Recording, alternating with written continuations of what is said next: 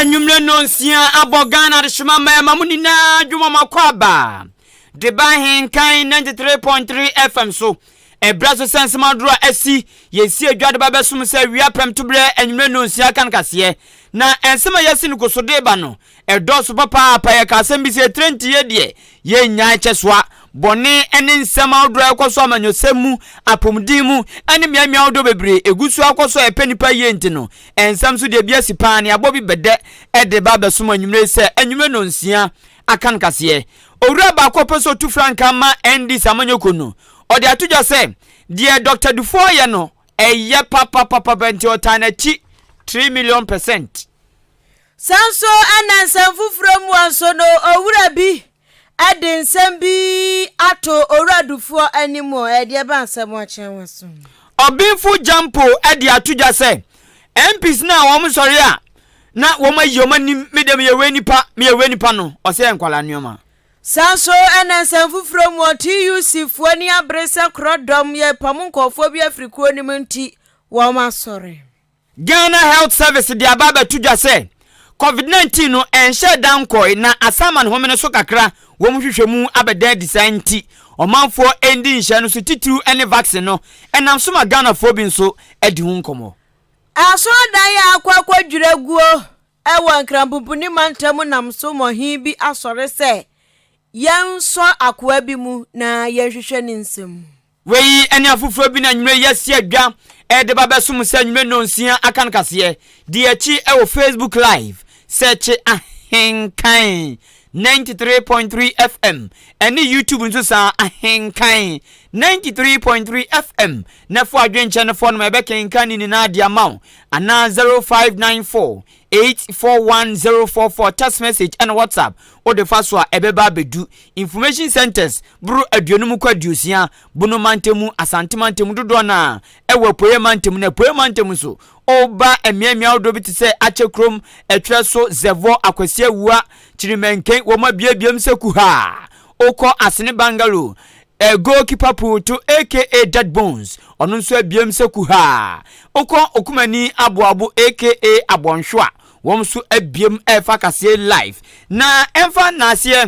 emma Ahenkan 93.3 FM yedi dwumadie sunku bi ba ewo Mother's Day a eba so kwasia day na wantie bia fa ho anhyema waja ho ena afi Jubilee Hospital fonso ekrayemu ene enumre afi nsam ni nkyeremu ene ni fiti ase eni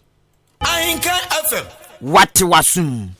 NDC amanyoko no aye krado se nyame boa memene da ebeye ye mebosome ne da etoso dumiensa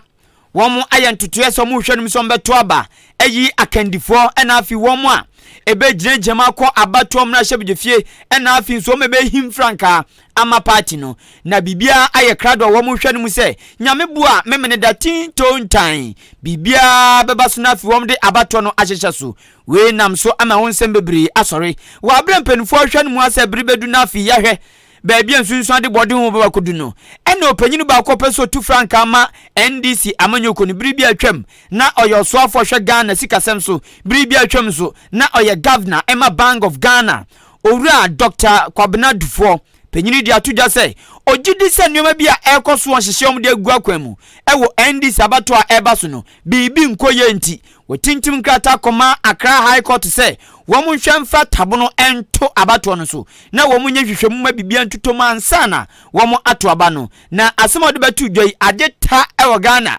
wesi no ankasa ye wenzu se obi se obabro obi se ne kwanso ano no na panyini ba kwa no so pese otu franka ema NDC amanyoko no ana bribi atwemo ye meyo ema kumase owura kodwobo nsunso se die Dr. Dufo eye no ofo no so papa onene ya adwen pa oso no ankasa nso ogidi pa se enuma bi koso e voter register ni mu a wom de ba beto ba enkoye entwaye enu nti die Dr. Dufo eye odin krata koma Accra High Court se wom nhwe emfa tabono nto abato no so enum ya no oso ne ofo no so papa die nti owura kodwobo nso se ogidi se enuma nkoso ye ene se osinka wom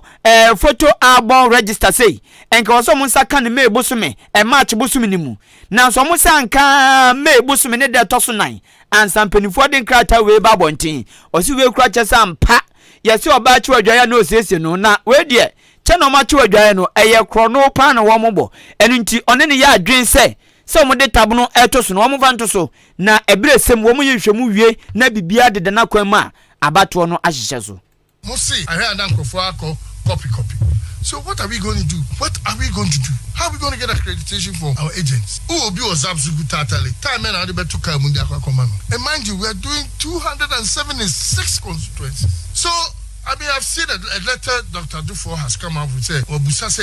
postpone elections. And I support him on that. That almost to 2 years. Accreditation for agents is not out as of today. How are we going to get it? And if we are going to print, let's say 22 or 33 accreditation times 276, that's going to be a whole heap. And how are you going to do the distribution? Media are ready, but running elections, I don't think they are ready. We ayowura kodwobo nsu otoso ka biem se yetumi atwe abato ekonanim endi sabato de eba so memendai omotweko nanum a ono de ogidi se ombetumi ayensiesie bia ne tewachu bia aba ho no wombetumi asiesie ama wo manya abato a emuda ono na emu ye fan ama party no. They have to rectify it. They have to postpone the date of the election. It's entirely up to them. Because at the end, I know they're skewed to one way, they're skewed to another way. They the right thing. Otherwise, some people might go to court. Others might go to court. Members of the party. And you as a journalist, you realize that that is not the right thing to do. At least you cannot say that everything must be 100%, but at least plus minus should be about 2% errors. This looks about 40% errors. Serious errors. I'm just waiting for my IT people to get back to me today on what they've seen. Eni amuti ye eyowura bia bribi atwam na oyemeyo Emma Kumase emprempre o prince obetu franka ama NDC amanyoko owura kodwo bonsu. Yanko yanim ewo Kasiebo no emuena diakoso ewo NDC amanyoko nimu ono enie enyanse nkuma ananu adomo so mu de album aba ya album ne ya fiampofu anim na womu enya kwaku anim kusibu adi picture na womu o eye enkofo bi a womu adi ewo NDC amanyoko no abato nkratam ene womu din womu na dia enti a Dr. Dufo watabiri asem na kwa akopie mu ewo asemdi biase yendi manu ni nyina ne se abato a womu kwa akoto no album ni yaso bekọ no se afiampofu adi na womu abekọ na picture eye bema se edi no eye akosua manu a ubekọ na picture ne ye bema na se ogbo humode a kwahwehwe na wunya Eric Bafua na no so eye oba picture de ebia ho uwura mu ana kohu Emmanuel Amankona ano so ye oba picture edi no eni animu no ense enti na chese wei ye di piaka enye ye agire ye sini ya pia enu nti Dr. Dufo di asem no se wo de kokoto na koto edenensa asiso wode ne nan atiam 2024 May ya ewomi ya nyame ya dom a 13th na nka bato na ebekoso yakoi frankatuni ayi mrahye bedwafo awodro ama NDC amanyoko no nanso wose ya first stamp nsi so ya kasa electoral commission so kura de nkrata baze so omunim no mokoto aba no a ene yedanto masema womunyai abato no mokọ akoto no na sa ade ye ekukọ suwe akwa yese Dr. Dufo ni onwani NDC fo na eku pre nanso yose kasam no kura so de yanka yanye na ni you know bi ake kanigyen ediko kanigyen asankaja obi bese ne kwanso anu nanso tie senior political lecturer bi a wodi ninkui ewa Kwame Nkrumah University of Science and Technology KNUST ya Dr. Amache Boateng edia tu dwaya wo kirem se adia Dr. Kwabena Dufo eye no enye emwa ama party no enkodanim kura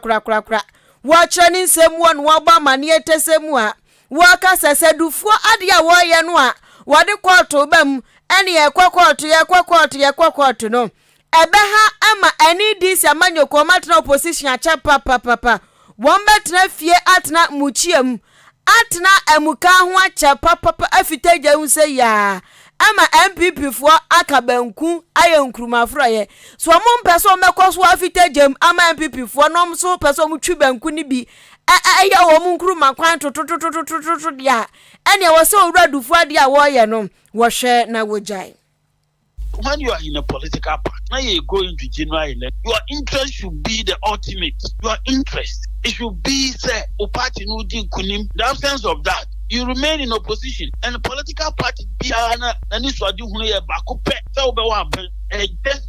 Just one. Say obe wa aban. That you will be in government. If somebody fights against the party, moving on to be in government, then that is the person obviously who shouldn't be seen as a core member of the organization. No. So at this time, we expect his actions and inactions to be guided by the overall interest of the NDC. And I don't think the party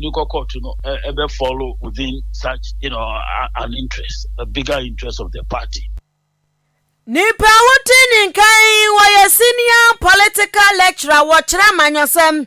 ewa Kwame Nkrumah University of Science and Technology KNUST Dr. Amache Boateng ni kurakura mu wonu wachira mu bie mu a waka se Dr. Dufu akoswa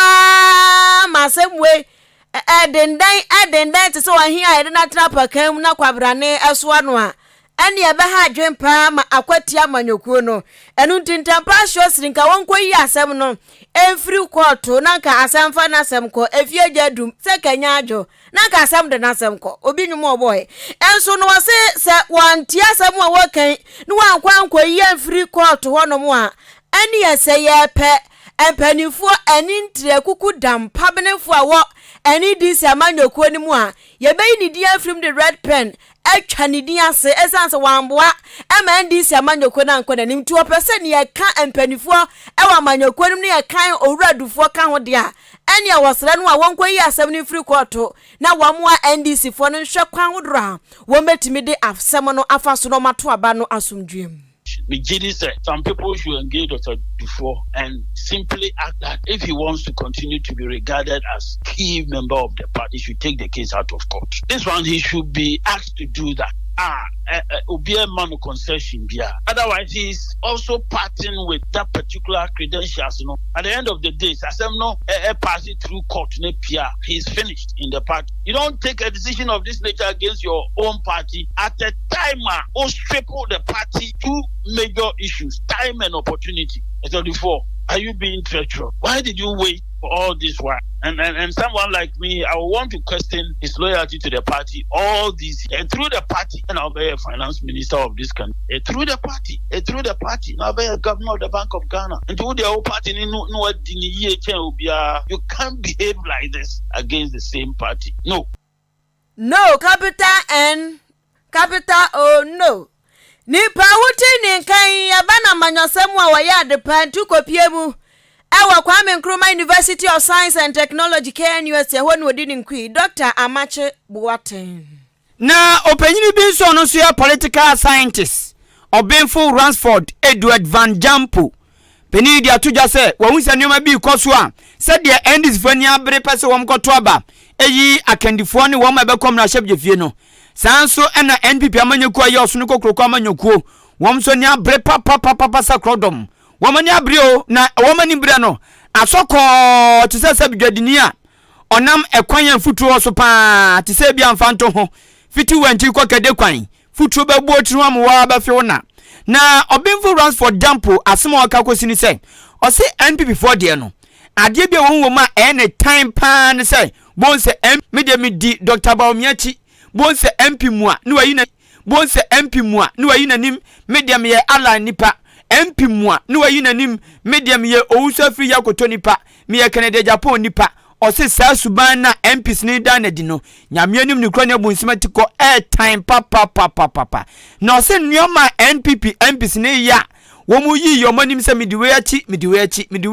we na ye we na du no so we na betumi edi o se sa nneoma ni na eye sabi so bono toa abodin a obeka sa enkwada nneoma na MPs na wo ye sa no eye no ento si MP bia fiti na ekoya bayi wanim se mediam di Baomiachi mediam di Alanchi mediam di Hwanchi midi Hwanchi no oso ye sa ye enkwada nneoma na wo ye no na oto so na o kire se mraship jefiefo no koso ye sa de we ya ebe ha NPP party ni papa ama fimpinu ni aduonu nan won be tia bene pa won besi abene abato no won maso be hyehye won pa oto ne nsem so ena o che say NPP amanyoku no enya amanyoku ketua enya nkwada amanyoku ena enya nkwada fe amanyoku enu nti semra hyebje fiefo na won we ka bia wom no won dan suban bia de no mo ye bibia won masuban ne nkyɛ sampa won anyin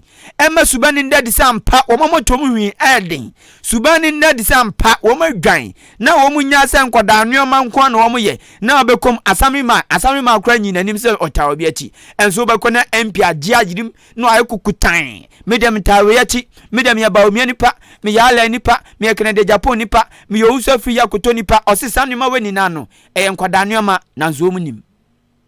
All of a sudden, a contest that is likely going to break the party. Then informed me for and Cafe, you may be a higher share, Emma phone, and I acquire. I took your mother, a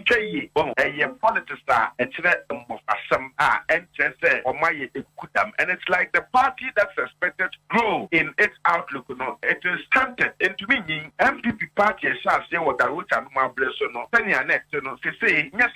as a party, a conform is a leaders baby grandpon and just said publicly, directly, indirectly, or more agina A and C to the B. Where are you poison the atmosphere for the elections that is expected to be undertaken? Any could not E and they could not be without thinking about the potential implication on the party's electoral fortune. And you are also supposed to make sure that whoever is leading as a top echelon member of the party is mature, demonstrate maturity. The party is an elitist party. It's not a party for small boys. Onipa amotini ni aye political scientist Obenfo Ransford Edward Van Jampo. Janko yanim ewa enumre no Ahenkan Kasiebo emu betimi de wadwen kyeraba 0594 841044 0594 841044 YouTube ni Facebook so ye dem na wadwen kya wode afọ na chochofo penny Edema Trade Union Congress TUC Dr. Anthony Yaba papa na nanwada kwakache na nado danko akufado se papa ukati dan sasa na Fesi National Hospital ma yensa papa ya na nani abre papa we de nya katidra ho asem kura mehu ewo no hwa eba na dia waka nyina ne se wo mo nya ntia se wo madwuma efo bi wo kuo ma binum ya wo mo ya adwuma ewo company ba kwa we kuro mo efre no Sunun Asogli Power Ghana Limited na asamu mo so wo matia ne se wo mo kuofuo ni bi miensa yayi wo mo afiri adwuma nim se ye ne wo mo papa mu kura chese entiremu ne ntiase bia nhye danim enu nti no wo mo so Trade Union Congress eja wo mo hwe apadie ekua wodoro wekuro mo so ka ho bi enu nti wonom ahwe aka kire mpanifu a wonom eneda sa ekuo no dwumakuo na no so mo hwe na entempa shiosri wo mo hwe na sankofo miensa ne yayi o madie no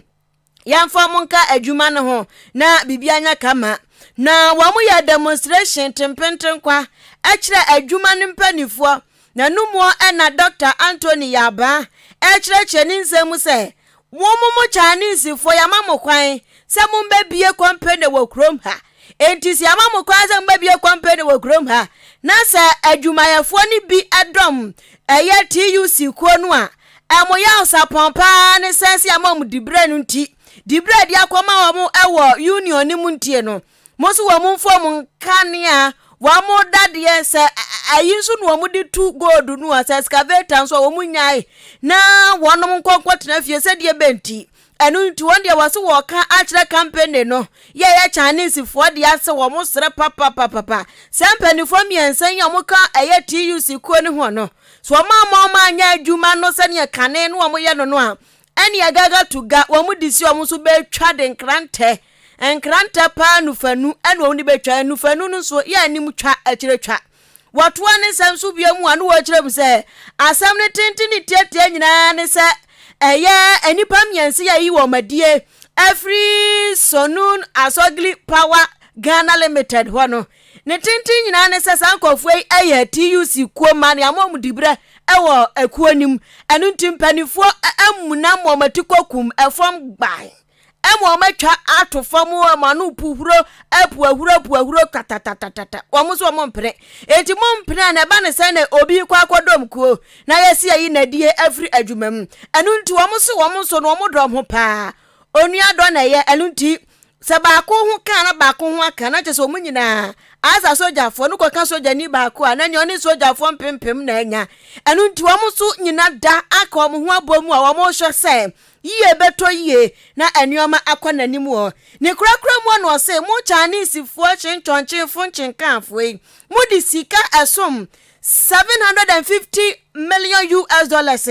ena aba investment wo krom ha na no so nkyerɛ sɛ musika pe wa mo de be investment nti timamufo na aya adwuma mammo no omofo ahodie ye tietia so. We workers in Ghana are not against any investor coming to Ghana. Yes. But Sunan Asogli's $750 million cannot buy our rights. So today, we are demonstrating to the whole world that unions in this country will exercise their rights. We will not allow our 3 colleagues to be dismissed. Our demand is very simple, and we have made it very clear to the employer that our 3 colleagues must be reinstated. And we will fight and fight until they are released. And we know that the goal that has brought us here will be we will go on until we get our 3 colleagues reinstated. It's a process, law abiding. We don't want to have any confrontation with the police. That's why I'm asking all colleagues to go back. Now, this is the first action. The second action will follow very, very soon. And we expect government to act. If government doesn't want to do anything, we will do something. And I want to repeat, they said they have not done anything, but they are sacking them because the company doesn't need their services. These are people who have worked between 6 and 10 years. Immediately after they were elected, all 3 of them were sacked. We want government to act. We want the employers themselves to act. Nipa wuti ninkaya churachuro for Penny Dema Trade Union Congress TUC Kweno Dr. Anthony Yalba enono na Sunan Asogli Power Company Limited Ghana Limited no ena se Chinese for company nunu ehun abasem a cheso mani afechiro mo ho ase da bi mu be yi patria sinche se de benti kwofo ya dwuma emfie pepepepe ne ya ma mu post amusi matikwa pai na enu akire ena General Secretary de Ghana Mine Workers Union esanse adwuma omudie no efa mines hunti no mine fo nso de omho agim omom so omutu efomagudie nso de omho agim ya yomu General Secretary di Abdul Mumin Gbana wono so de atu dwaye wo kire mu se ekuo no ya Ghana Mines Workers Union omuni Trade Union Congress for akatum se ta te se de ode chewing up atu ababan no efam ho a awrade ase henkrama mienu a abu akamu no odi om hai emunte da awrade emude ento maka bom ya chaswo mo ba ba hwese enipa tre ya yi wo mo every Sunan Azogli Power Ghana Limited hono ya besan so di o ma hye o madwuma na wo mo ahye ayo o madwuma esanse entimi nkwankwa ba se obi akwakonya dibre ewo kuo bi mu ntino yesi ye yini patre ni nyina afrim dabi enkyerɛkyerɛmu no emu no enkyerɛkyerɛmu no eyenkwan ankanka senkanchi nimkaye tayo. A Chinese employer called Sunan Asogli. Our rights as workers are being abused by a Chinese employer called Sunan Asogli. Are we going to sit down for this to happen? Will we sit down for this to happen? Shall we sit down for this to happen? They dismissed 3 of our leaders, our union leaders. Do we not come from different companies? Why must Sunan Asogli be different? No. Why must Sunan Asogli be different? No. We will not sit down for this to happen to us. Our 3 union leaders must be reinstated. So boy. Hey, nya chobo e majuso ma mo haye. Nipa wuti ninkan ya chocho for Penny Edema Ghana Mine Workers Union. Owura Abdul Mumin Gbana. Na afutu akwa ma Ghana fo nyina fa COVID-19 ho. Na afutu na ekono ni na kosi se vaccine na ye wono. ma obi enjai wo onwo yakwo wa oba akwa de aka no akakra no awie akwa to aso na wie na asemben den na kofa we bai ma yenkoman ansa na no Ahenkan FM nyame boa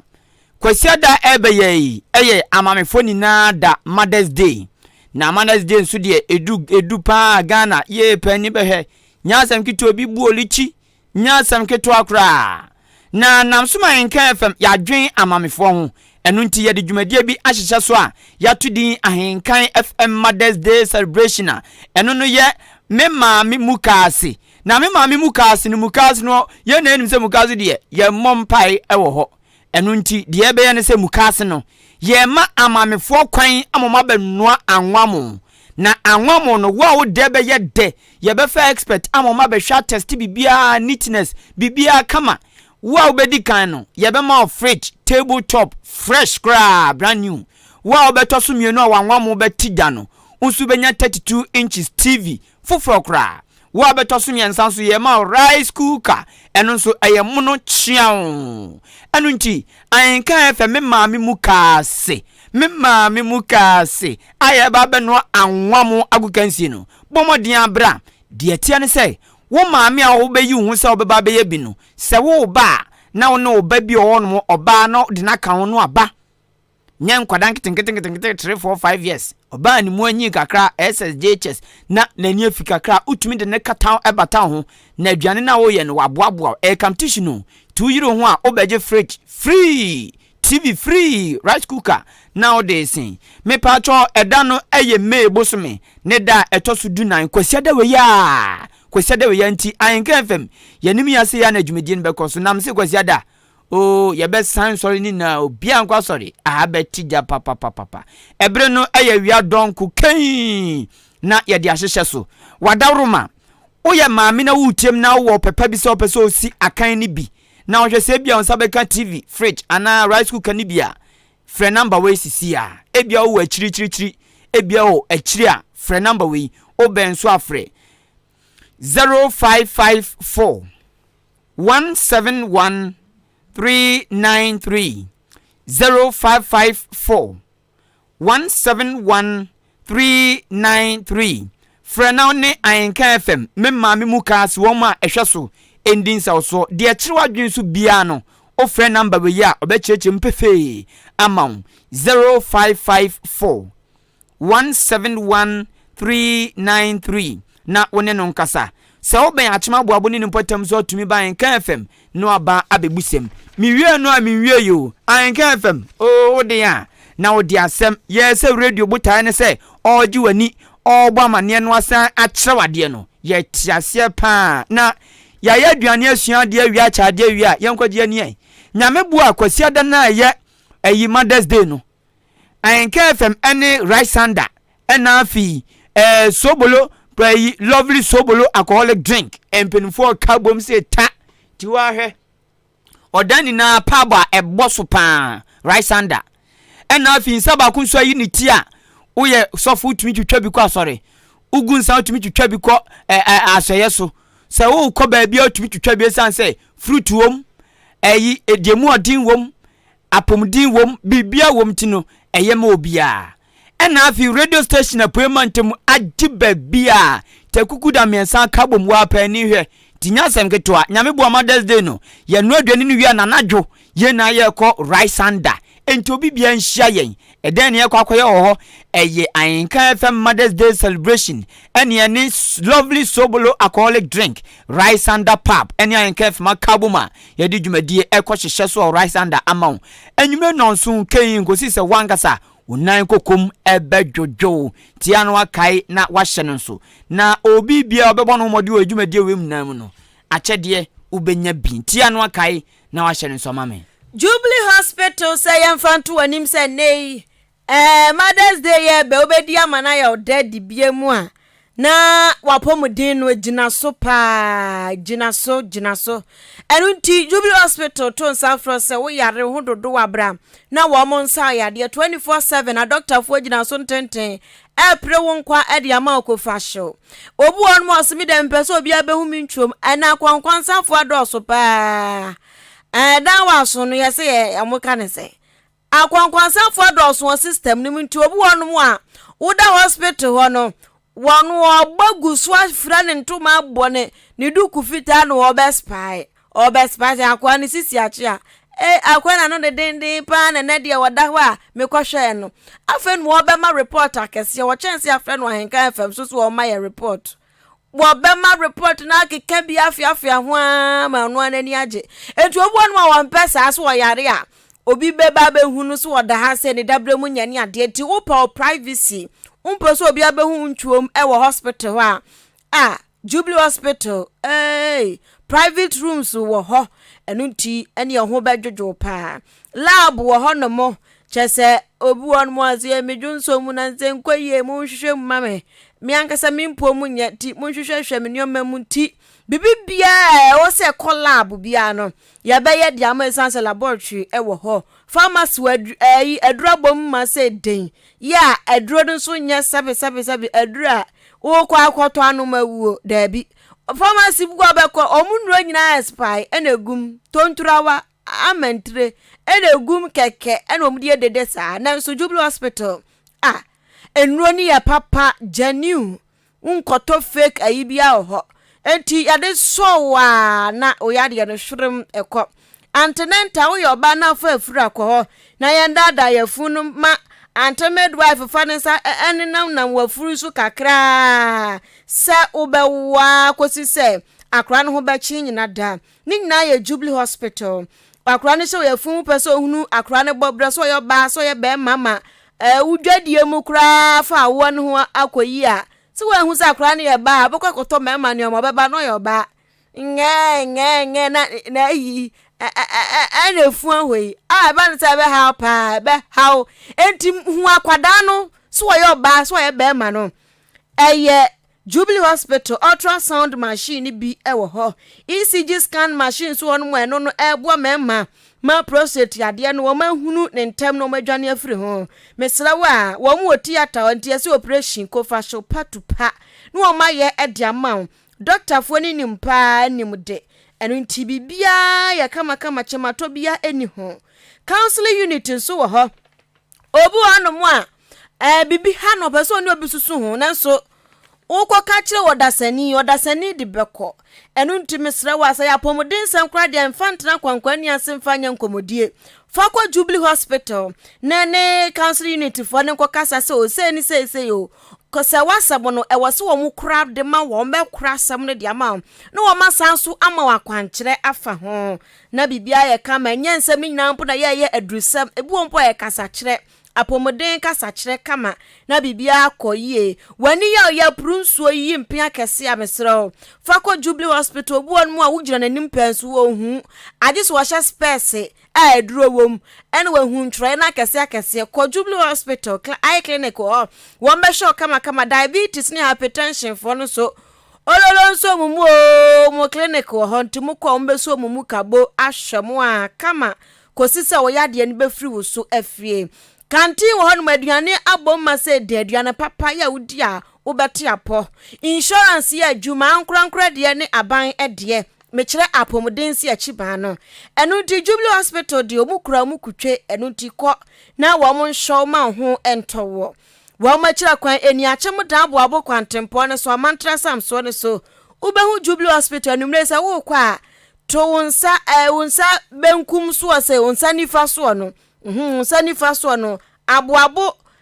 kwa wadan kwantempo no ho amantra sam so no so ano unsanifa so behu sanumrei Jubilee ntroye no aso green and white ahabamno ni fufuo na chese wudam ko na kwaja ya hwe frempanifo e wo 0244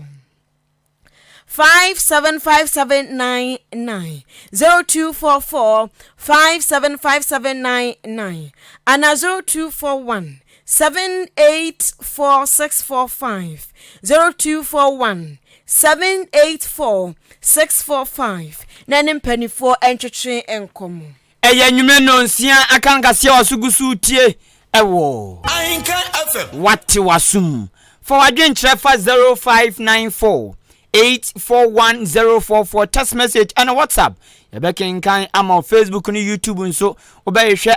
Ahenkan 93.3 FM. Now do adwenche na phone mo wona wo sin okwaduru ye be kenkan na ma. Na dia beto dwane say Ghana Health Service akasa.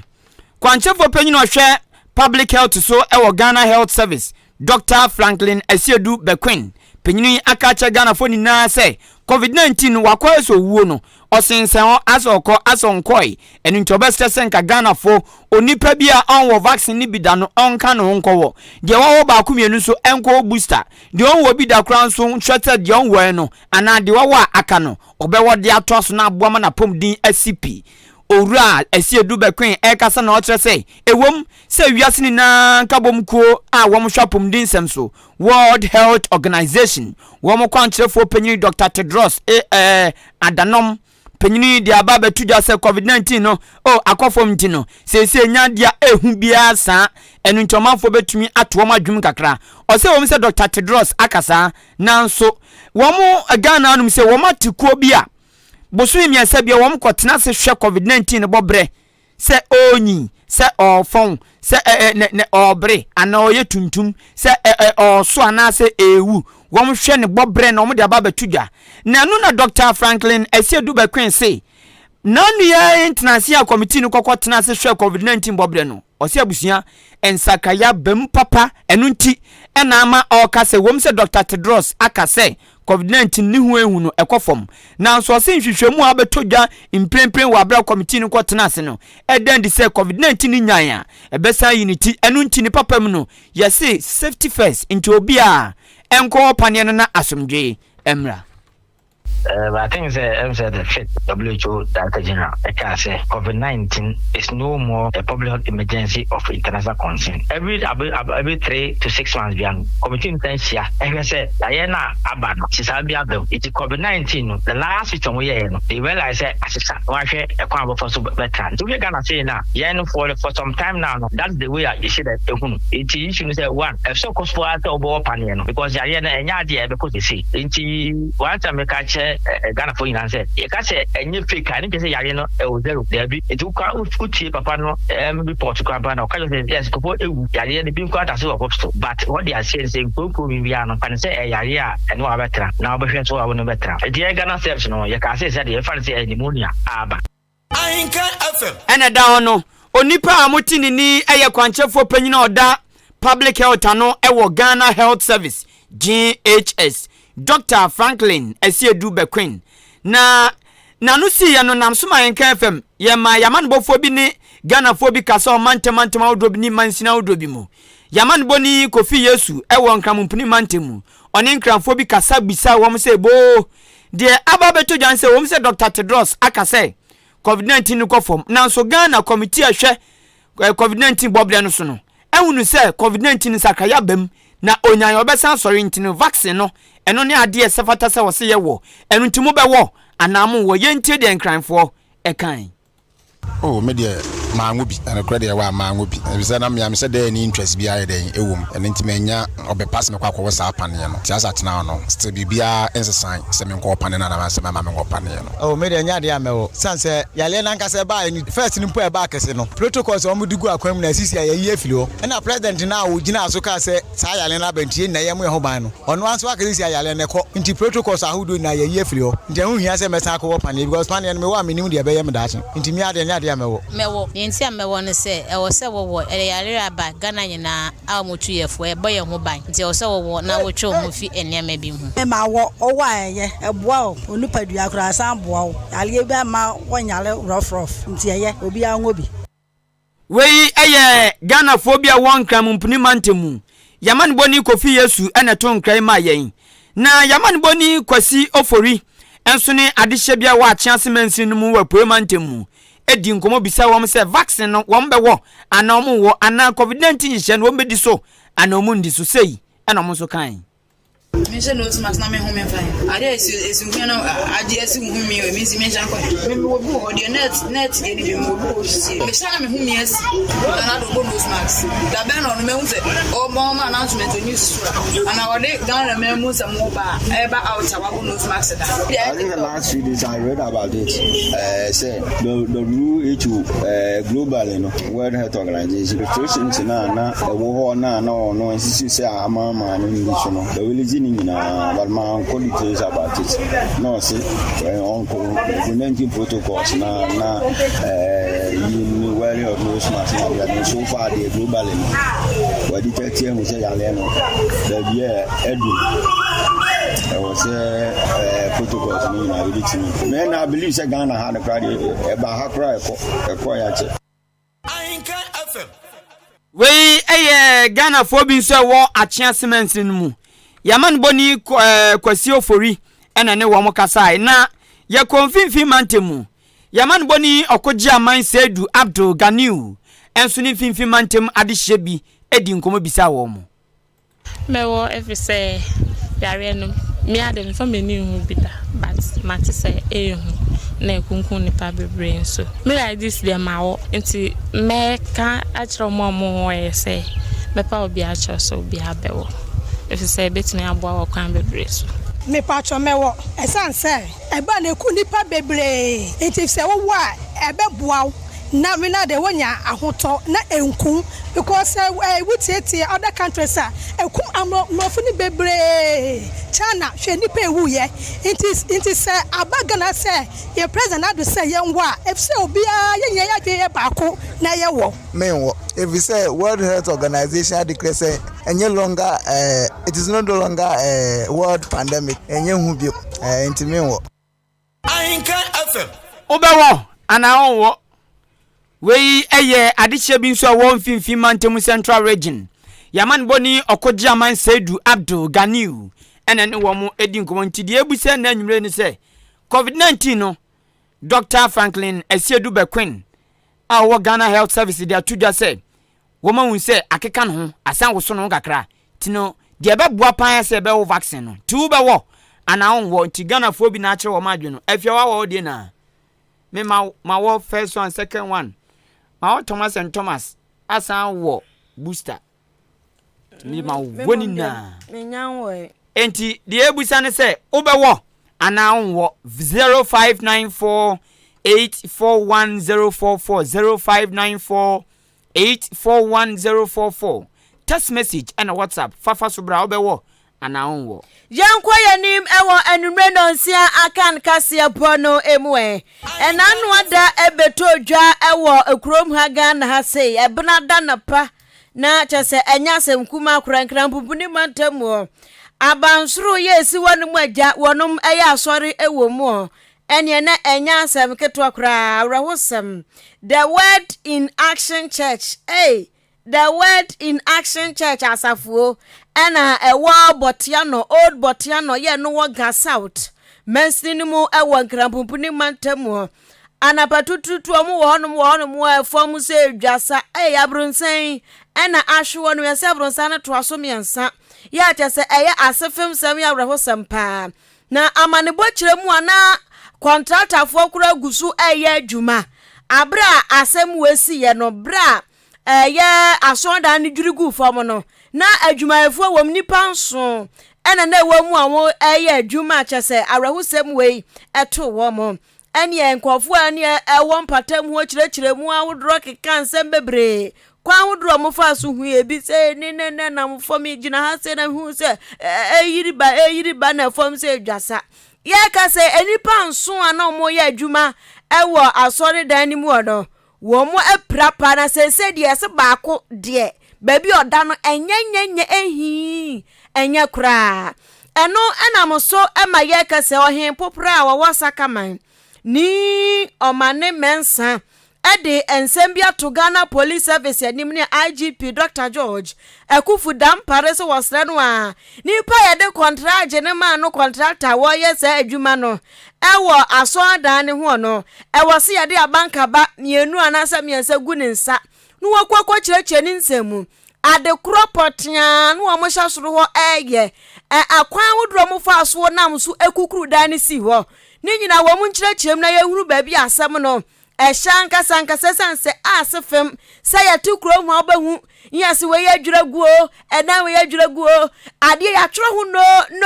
no permit na kwabrane apepa no permit na firi ho na wo si dan gidigidi si gidigidi ɛno nti ohi asɛm a waka nyina dan sɛ asɛmi ɛyawra ho sɛmpa ɛno nti na asɛm a waka nyina dan sɛ empanifu aka bi ewo mu o ɛwɔ nkrampompuni mantamu ni ɔman tiaseman Ghana mu obi ansɔre waka na wo mu nkasa entia na aposifo onye mu hwehwemu fi kofi esan se yakɔbɛyi bibi nya sɛ criminal mofo muni hwe kra na sɛ mu show bibi ni nyina yɛ ɔman sika ya na gyade yo na mofo mbɛkwa ba ɛyɛ ɔman sika enti adenti na kwasi broni so aka ne brofo dadada to ɛsɛ prevention is better than cure ade no hu ne mfitiase na wo so ano a ɛho wɔ mfaso pii ɛkyɛn sɛ wobɛtra akokwa asatra to so a na ade na buabɔ ebubo wa sika wo bɛsɛ no ɛnya asɛm kuma ɛno nti na asɛm wo ka nyina da ne sɛ empanifo nhwɛ no mo fa yie nto yie na nipa no wo si dan no contractor no yenhwe na yenchi nintum na yenhwe ni nsemu sa cement no de yadwuma na cement no nya papa sa iron rods na bi nim sa ye de benke bugu nipa so na nipa wu ya enka no so ya asamfo frokura enu nti on de na asam wa waka nyina eyetia wakofa show pahwi empanifo nhwe na wo mo enye bibi mfa ho. It's affecting my mobile money business. It's affecting my yogurt business. It's affecting all facets of my life, and it's very particular. You don't know what is really going on. No information. VIA, you are paying. You don't know whether because of the monopoly or what. I heard that some regions or some places they don't see these things. For instance, while here, no life out. You are here in quite data, so we don't know what. And here is a regional capital. Ahenkan FM. Nipa wutini nkan yo hempopra wa wasakaman. Ya eno ewan krampupni mantamuni omane mensa. Ma yamfa manfa adwenkyira aba Facebook live ni SMS ni WhatsApp. Ento asuma ko mensa pilatu si asiedu nkatia. Si wanhu. De ntontom itumi ya. Osi de akoso ni na enei owura Dr. Dufo no de atoya na kodwobonsu de awura ha na we ka we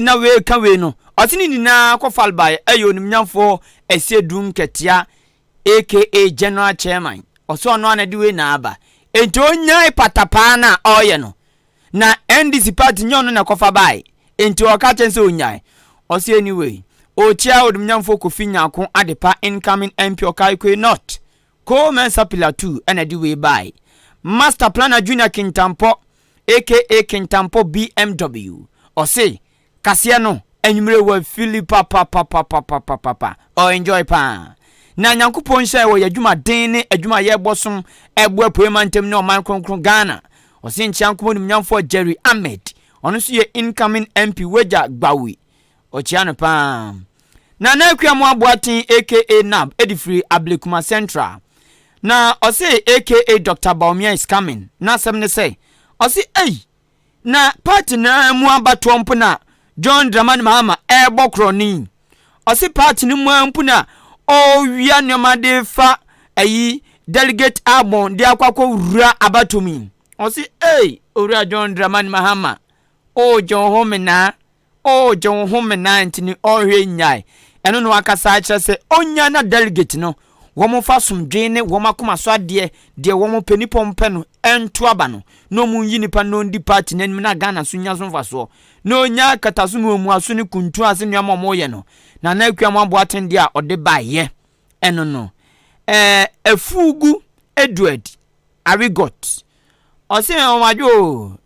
immajo nyame nhyam ne adwuma pa mo ose ono de Dr. Akoto Otainachi Nampo MPP for Canada na Tanachi tino I indeed no Akoto no vote Edward the free Upper East region ena ebabe tum se kunkron Azeman Ventures Chronom Opposite Market aka Patriotic Citizen ose ono ante asempu die ntia Nyankopon amma Ghana enwema weni na obo ade nipa weni na ne yatia benes ebresa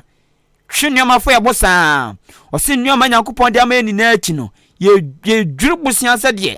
akokɔ anaa gyina mo agya ne na awie na ɔdwiri anwea gu n'agya naa so dwiri bosia saa enti azeman edi free kronom ɔkyerɛ sɛ ɛha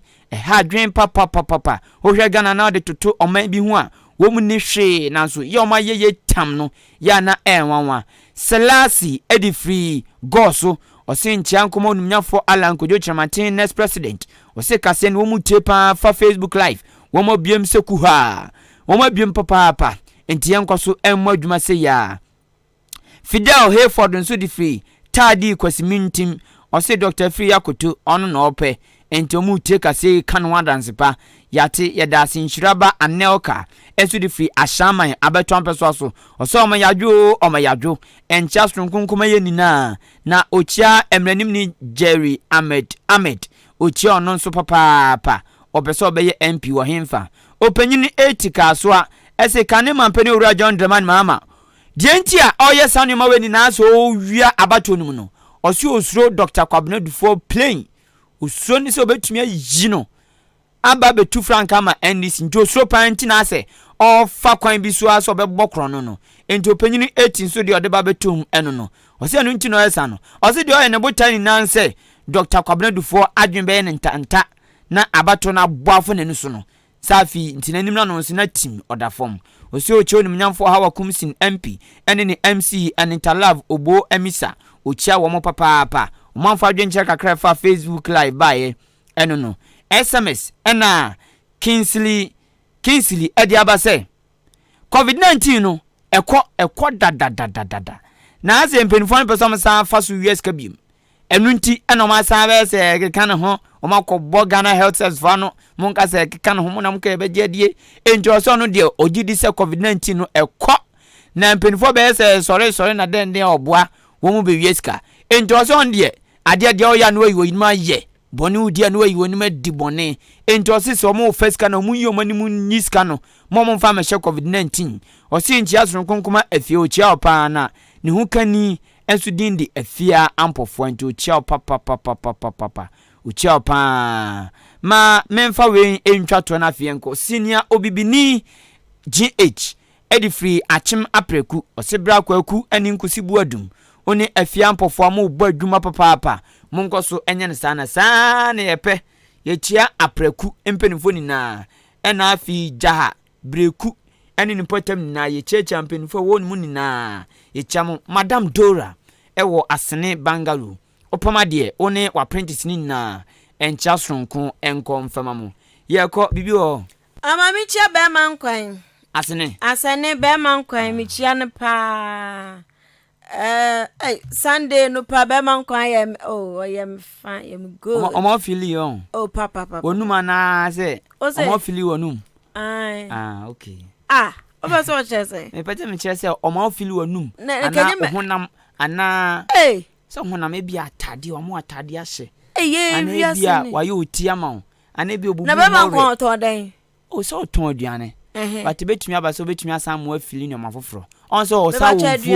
wo fruit ne de okay say na fo no aduane customer mpa